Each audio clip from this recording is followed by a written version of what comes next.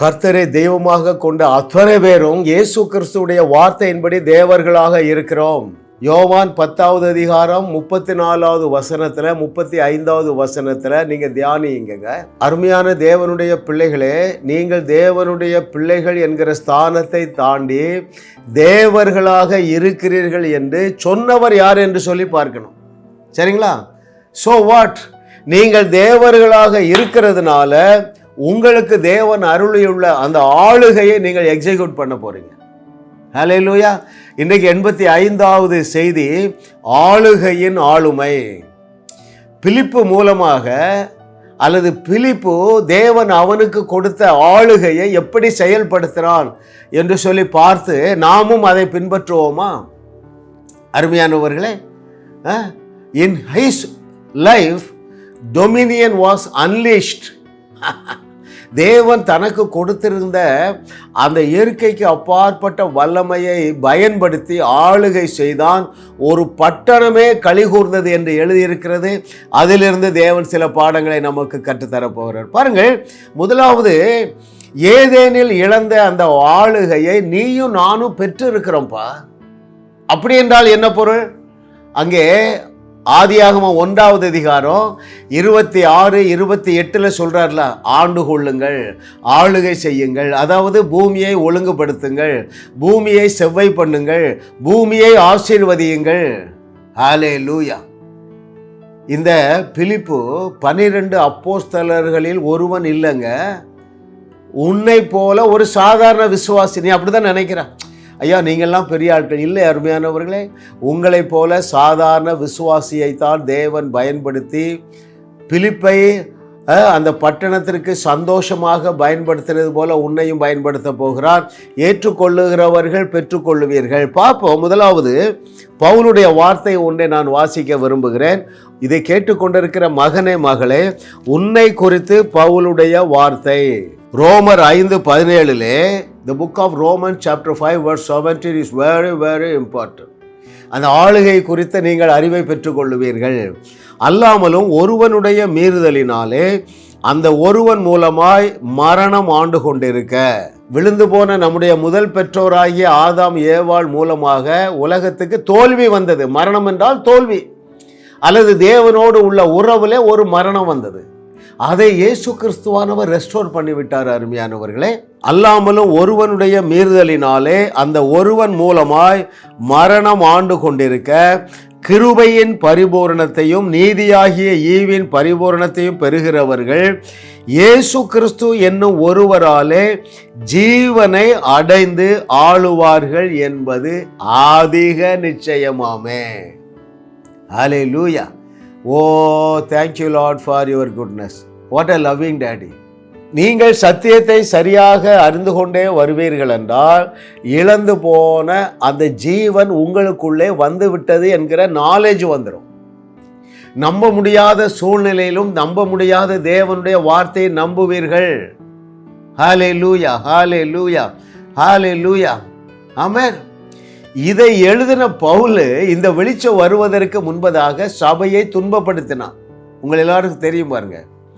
சிதறி போன கூட்டத்தில் ஒருத்தன் தான் யாரு? இந்த பிலிப்புங்க. நான் அதை உங்களுக்கு வாசிக்கட்டுமா? அப்போஸ்தலர் 8வது அதிகாரம் 4வது வசனம். அப்போஸ்தலர் 8:4, சிதறி போனவர்கள் சும்மா இருக்கல, எங்கும் தெரிந்து சுவிசேஷ வசனத்தை பிரசங்கித்தார்கள். அதுல ஒருவன் தான் பிலிப்பு. அவன் தேவன் தனக்கு கொடுத்திருந்த அந்த ஆளுகையை பயன்படுத்தி எப்படி ஜனங்களுடைய பிரச்சனைகளை தீர்த்து வைத்தான் என்பதுதான் இன்றைய முக்கியமான பாடம். அருமையானவர்களே, ஆமென். ஹல்லேலூயா, ஹல்லேலூயா. யார் மேலெல்லாம் ஆளுகை செலுத்தினா தெரியுமா? தரித்திரத்தின் மேல நீங்க ஆளுகையை செலுத்துங்கள், பிசாசின் மேல ஆளுகையை செலுத்துங்கள், கேன்சர் வியாதி மீது ஆளுகையை செலுத்துங்கள், ஏழ்மை தரித்திரத்தின் மீது நீங்கள் ஆளுகை செலுத்துங்கள். அருமையானவர்களே, சிம்பிளா நான் சொல்லட்டா, இந்த 21வது நூற்றாண்டின் சீடர்களாக நீங்கள் இருக்கிறீர்கள், அல்லது 21வது நூற்றாண்டின் இயேசுக்களாக நீங்கள் இருக்கிறீர்கள். என்னுடைய செய்தியை கேட்கிறவர்கள் தேவன் உங்களுக்கு வைத்திருக்கிற அந்த ரெய்னிங், அந்த டொமினியனை நீங்கள் கையில் எடுத்து ஆளுகை செய்ய போகிறீர்கள். இவன் எப்படி செய்தான் பாருங்க. பிசாசு பிடித்திருந்தவர்களை விடுதலையாக்கி ஆளுகை செய்தான். சப்பானிகளை நடக்க வைத்து ஆளுகை செய்தான். இதை நீங்களும் செய்ய வேண்டும் என்று கர்த்தர் எதிர்பார்க்கிறார். அதற்கு தேவையான தகுதியையும் அதற்கு தேவையான சூப்பர் நேச்சுரல் பவரையும் உங்களுக்குள்ளே வைத்திருக்கிறார். அருமையானவர்களே, அப்போ நீங்கள் ஆளுகை செய்ய வேண்டும் என்றால் தேவன் உங்களுக்குள்ளே, அல்லது தேவன் உங்களை எந்த அளவு தகுதிப்படுத்தி இருக்கிறார் என்கிற நாலேஜ் வேணும், எந்த அளவு உங்களை வல்லமைப்படுத்தி இருக்கிறார் என்கிற நாலேஜ் வேணும். பிலிப்பிடத்திலிருந்து நம்ம கற்றுக்கொள்வோம். பாருங்கள், 8வது அதிகாரம் 5வது வசனத்திலே, அப்பொழுது பிலிப்பு என்பவன் சமாரியாவில் உள்ள ஒரு பட்டணத்திற்கு போய் அங்கு உள்ளவர்களுக்கு கிறிஸ்துவை குறித்து பிரசங்கித்தான். பிலிப்பு பிரசங்கிக்கும் பொழுது செய்த அதிசயங்களை ஜனங்கள் கேள்விப்பட்டு கண்டு அவனால் சொல்லப்பட்டவைகளை ஒருமனப்பட்டு கவனித்தார்கள். அநேகரிடத்தில் இருந்த அசுத்த ஆவிகள் மிகுந்த சத்தத்தோட கூப்பிட்டு அவர்களை விட்டு புறப்பட்டது. அநேக திமிர்வாதக்காரரும் சப்பானிகளும் குணமாக்கப்பட்டார்கள். ஹல்லேலூயா, ஹல்லேலூயா, ஹல்லேலூயா. கர்த்தரை தெய்வமாக கொண்ட நாம் பாக்கியவான்கள். அருமையானவர்கள், ஏன்? You are the solution. Why? I am the solution. ஹல்லேலூயா. மிக முக்கியமாக நீங்கள் கவனிக்கணும் அருமையானவர்களே, அவன் தேவனால் தேர்ந்தெடுக்கப்பட்ட 12 அப்போஸ்தலர்களில் ஒருவன் அல்ல. சரிங்களா? என்ன செய்தான் பாருங்க, அநேகரில் இருந்த அசுத்த ஆவிகள் மிகுந்த சத்தத்தோட கூப்பிட்டு வெளியே போயிடுச்சு. ஏன் தெரியுமா? அவனுக்கு ஒரு வெளிச்சம் இருந்ததுங்க. என்ன வெளிச்சம்? ஆளுகை செய்யும்படியாக, பிரச்சனைகளை தீர்த்து வைக்கும்படியாக, நான் சொல்லுகிற இடங்களிலெல்லாம் என்னுடைய உள்ளத்தில் இருந்து ஜீவ தண்ணீரை நான் திறந்து விட வேண்டும் என்கிற கலையை, நிஜத்தை அறிந்திருந்தான். அந்த பட்டணத்தில் பெரிய மாற்றம் வந்துச்சு. அதுதான் ஆளுகை. வாசிக்கிறேன் அதை உங்களுக்கு. அதிலே 8வது வசனம் பாருங்கள். அந்த பட்டணத்திலே மிகுந்த சந்தோஷம் உண்டாயிற்று. ஹல்லேலூயா, ஹல்லேலூயா. துக்கத்திலே, துயரத்திலே, பிடியிலே, பிசாசின் பிடியிலே இருக்கிற ஜனங்களை நீங்கள் விடுதலை செய்வது ஆளுகை. என்ன வசதிங்க அவனுக்கு இருந்தது? மைக் வசதி இருந்ததா? எலக்ட்ரிசிட்டியே கிடையாது. ரைட்? கீபோர்டு இருந்ததா? ஒன்றும் கிடையாதுங்க. ஆனால் என்ன வெளிப்பட்டது?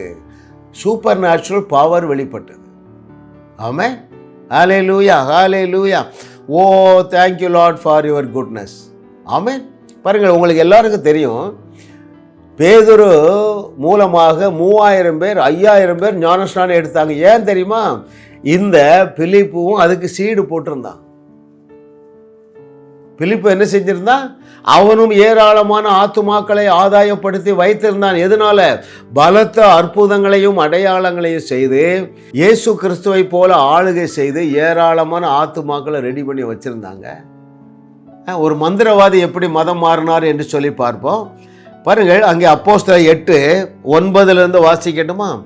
The book of Acts chapter 8 verses from 9.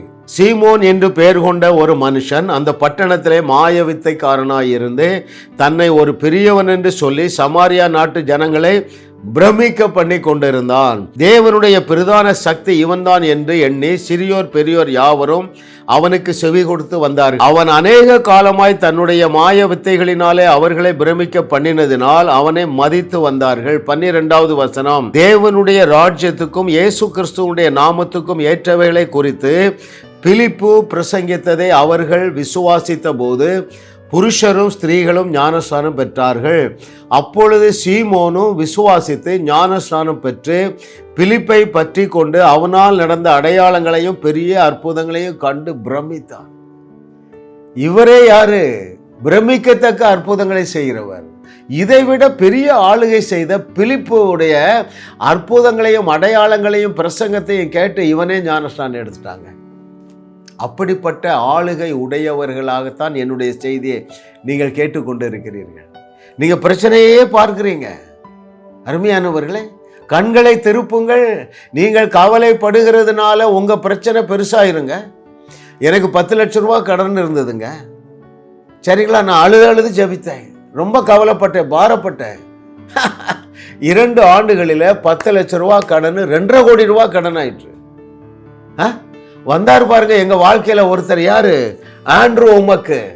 கிபி முதல் நூற்றாண்டிலே பவுல் அப்போஸ்தலன் வந்தது போல கிபி 20வது நூற்றாண்டில் இந்த ஆண்ட்ரூமுக்கு வந்திருக்கிறாருங்க. அவர் தான் சொன்னார், தம்பி நீ உன் பிரச்சனையை தீர்க்க எங்கேயும் போகாத, நீ ஏற்கனவே தீர்வாக இருக்கிறாய், நீங்கள் ஏற்கனவே அதை பெற்றுக்கொண்டு இருக்கிறீர்கள். You have already got it. What do you have already got? You have already got the supernatural power to perform miracles like Jesus and also more than that. இயேசு கிறிஸ்து செய்தவைகளை செய்து அதைவிட மிகப்பெரிய அற்புதங்களை செய்து பிரச்சனைகளை தீர்த்து வைத்து ஆளுகை செய்யக்கூடிய ஆற்றலினால் நீங்கள் ஒவ்வொருவரும் நிரப்பப்பட்டு இருக்கிறீர்கள்.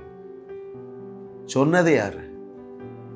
ஆண்ட்ரூ உமக்கும் இல்லை, பவுலும் இல்லைங்க, இயேசு சொல்றார், உங்களால் கூடாத காரியம் ஒன்றும் இராது. அப்படியானால் உங்களால் காரியங்கள் செய்ய முடியும் அருமையானவர்களே. எந்த அளவுக்கு செய்ய முடியும்? இயேசு கிறிஸ்து செய்தவைகளை விட பெரிய அற்புதங்களை செய்ய முடியும். அப்படி செய்வதுதான் ஆளுகையின் ஆளுமை, டொமினியன் அன்லிஸ்ட். கட்டவிழ்த்து விடுங்க. எதை? சூப்பர் நேச்சுரல் பவரை கட்டவிழ்த்து விடுங்க. அருமையானவர்களே, இப்பொழுது நான் உங்கள் மீது ஆளுகையை கட்டவிழ்க்க போகிறேன். அப்படி என்றால் என்ன? ஒரு பிரகாசமுள்ள மனக்கண்கள் பிலிப்பு செய்ததை விட மிகப்பெரிய அற்புதங்களை செய்து அவரவர்கள் இருக்கிற கிராமத்தை சந்தோஷப்படுத்த, அவரவர்கள் இருக்கிற பட்டணத்தை சந்தோஷப்படுத்த, அவரவர்களுடைய தேசத்தை நீங்கள் சந்தோஷப்படுத்த போகிறீர்கள். பாருங்க, அங்கே அப்போஸ்தலர் 8:8 அந்த பட்டணத்தில் மிகுந்த சந்தோஷம் உண்டாயிற்று. ஹல்லேலூயா, ஹல்லேலூயா. அப்படியே உங்கள் கண்கள் திறக்கப்படட்டும். அப்படியே கவனிங்க. என்னுடைய கையை பாருங்க அருமையானவர்களே. என்னுடைய கையிலிருந்து ஒரு ஒளி வருகிறது. அந்த ஒளி உங்களுக்கு அந்த இருளடைந்த கண்களை திறந்து விடுகிறது. Open open open open. பிரகாசமுள்ள மனக்கண்கள் உண்டாவதாக. ஓ, இந்த பிலிப்புவை போல சூப்பர் நேச்சுரல் அற்புதம் செய்ய என்னுடைய பிள்ளைகள் யாவருக்குள்ளும் இருக்கிற அந்த இயற்கைக்கு அப்பாற்பட்ட வல்லமையை, இயற்கைக்கு அப்பாற்பட்ட ஆளுகையை குறித்த ஒரு பிரகாசமுள்ள மனக்கண்கள், பவர் ஃப்ளோ, வல்லமை இறங்குகிறது. அப்படியே பெற்றுக்கொள்ளுங்க. ஒரு பிரகாசமுள்ள மனக்கண்கள் உண்டாகிறது. நீங்கள் பிலிப்பை போல புறப்பட்டு சென்று நீங்கள் செல்லுகிற இடங்களில் எல்லாம் இயேசு கிறிஸ்து செய்தவை மிகப்பெரிய அற்புதங்களை செய்து அநேகரை விடுவிக்க போகிறீர்கள் என்று கர்த்தர் சொல்லுகிறார். டாஸ் மினிஸ்ட்ரி செய்திகள் மூலமாக நீங்கள் ஆசீர்வதிக்கப்பட்டிருக்கிறீர்கள். நீங்கள் இந்த ஊழியத்தோடு கைகோர்க்கும்படியாக உங்களை அழைக்கிறோம். நீங்கள் காணிக்கை விதைக்கக்கூடிய நல்ல நிலமாக ஜாஸ் மினிஸ்ட்ரீஸ் இருக்கிறது. விசுவாசத்தோடு உற்சாகமாக பெருக விதையுங்கள். தேவன் உங்களை 1000 மடங்கு பெருக செய்வார்.